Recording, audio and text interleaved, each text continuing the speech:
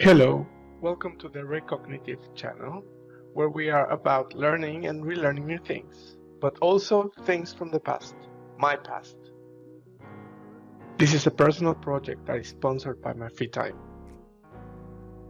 If you want to change, learn, relearn, you need to find some motivation. Motivation can come from beliefs and values. So let's talk about them, your beliefs. Here's how Merriam-Webster defines it. You can pause the video to read it if you want. From my point of view, these are key points of the definition. State of habit of mind, which I would translate to the default. You go to that state of mind. Something considered to be truth, and especially when based on examination of evidence. And here's where I find a conflict, because as you will see, this tends not to be the case actually. This is the cognitive hierarchy model of human behavior that many researchers adapted from Fulton. This is common in many research articles. There are some differences, but they're minor. The pyramid is inverted, as we have fewer items on the bottom, but the model is still built from bottom up. It is important to mention also that the things on top tend to be many and tend to change frequently. So above values, you have beliefs, or you should have beliefs.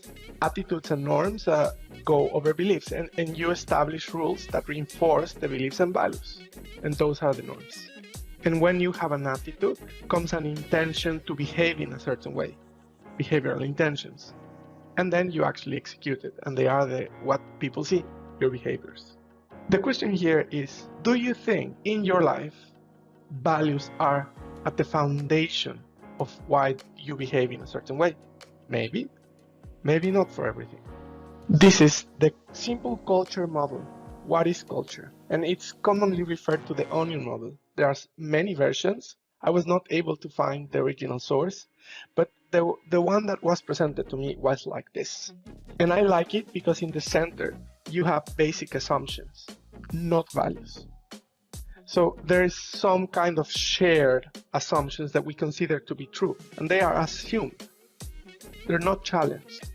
On top of it comes norms and some values, and these values might be shared or not for different cultures. And at the end, you have artifacts and behaviors. Artifacts could be rituals or things that they do, or what you see. My nationality is Mexican, and we are a very rich culture, but I don't think we could point out many shared values in my culture. Do we have shared assumptions? Maybe. There are things we take for granted. But let me tell you something. Your beliefs might be hurting you. Let's do a thought experiment. I'm going to show you a set of things, and you're going to choose a side. Where do you stand? God exists. God does not exist. Republican or Democrat? In this case, you can choose whatever political areas are in the country. Manchester United or Chelsea, or choose another football team or another sports.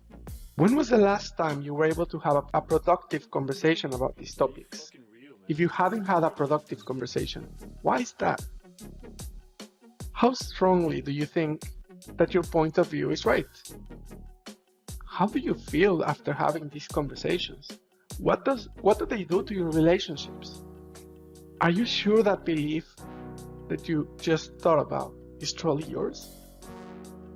Where do they come from? Have you ever questioned that?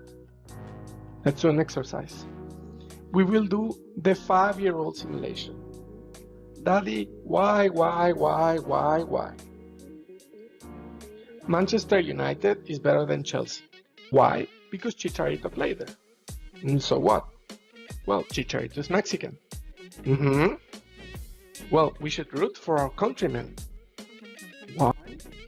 Because when they win, we feel happy. Here is where it starts to break down for me. Okay? And notice I used words like should, I used words like feel. So emotions are involved. Also, there are things I assume. I don't know where they come from. And this is where I say, not all the time beliefs are truly backed by evidence. Where do beliefs come from? Environment, events, things that happen to you, or to others, knowledge, upbringing, and there are many other sources. But the important thing is, are you in control of those things? Are you deciding every single input that you get? Maybe not.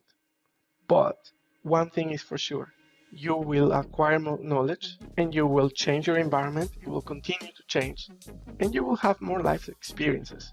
So beliefs should change with you. And more importantly, your beliefs are your choice. They should evolve with you. So the next chapter, the next episode of your life is written by you. Choose one belief today, examine it, and let me know in the comments how it went.